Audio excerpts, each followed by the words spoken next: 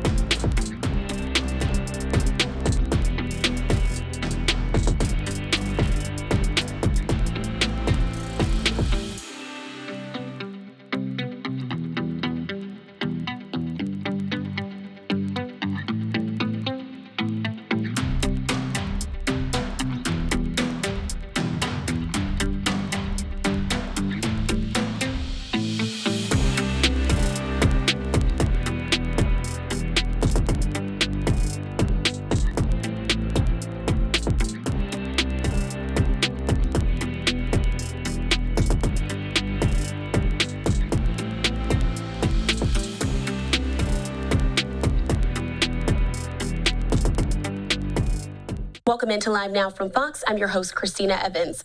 Let's head back to North Carolina, where we were listening in to state officials giving an update on what we can expect for Election Day. You mentioned that you've seen an uptick in younger voters. Have you seen any patterns with regard to men, women, and Black voters in early voting so far? As I recall the results, we do have the data. We have this published daily on our state board website. So if you have any issues with that, you can get with our communications director and we can provide that to you. But we have seen women outpacing men in terms of turnout. We saw more Black voters turning out as we went through the 17-day period. So their percentage of turnout was ticking up. And a lot of this data, again, is available on our daily sheets that we've been maintaining through the early voting period. And a quick follow-up. You talked about some of your post-election planning.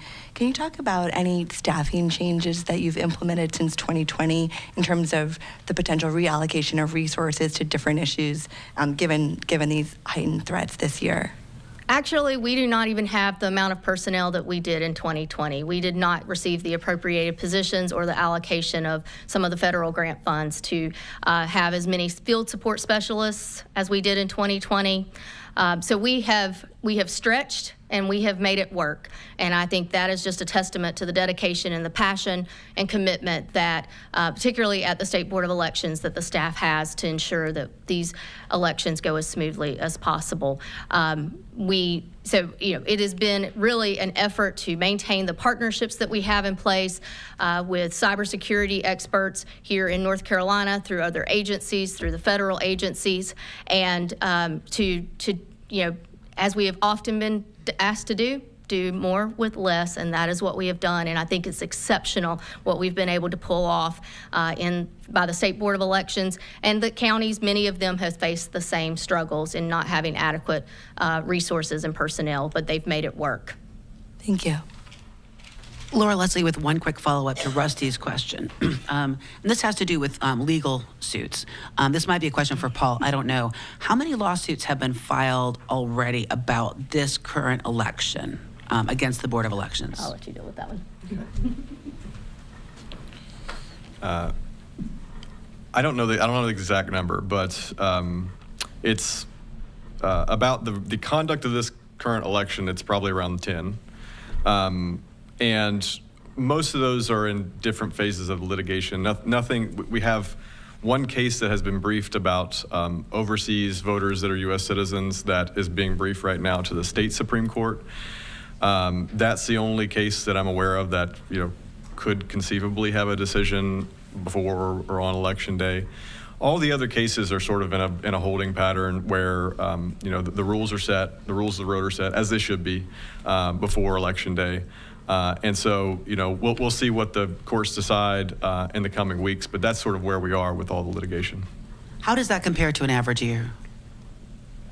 Or election year, I should say. I would say that the volume this year compares, maybe not quite as heavy as 2020. 2020, we saw a lot more litigation over voting rules just because of the pandemic and a lot of groups being concerned that the regular voting rules were not going to be adequate to make sure that all voters would be able to cast their ballots.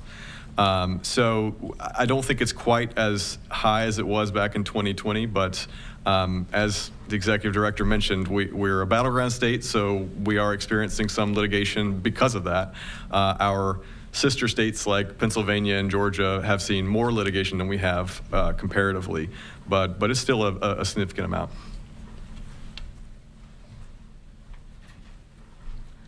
Looks like we can go to the phones or online for questions.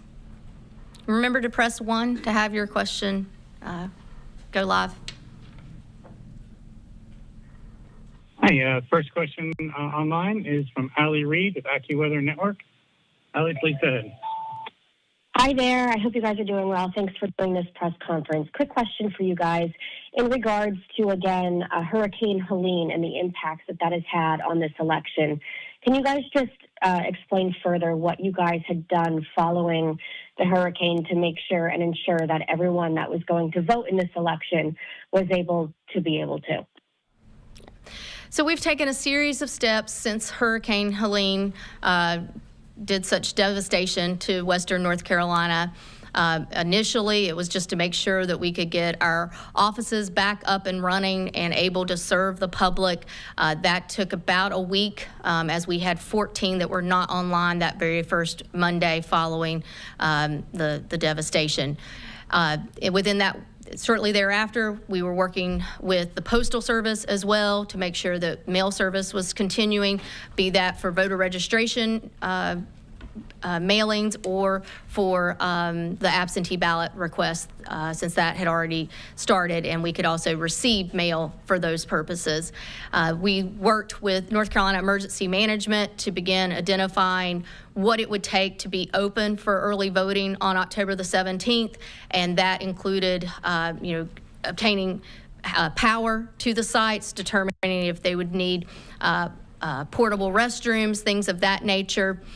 We worked with the counties, with other officials, and among the state board staff to help craft a resolution for the state board to adopt that gave flexibility to the 13 hardest hit counties. That resolution became the basis for the legislation that was passed in the Disaster Relief Act that expanded it to the 25 disaster area counties, and that was signed into law by the governor.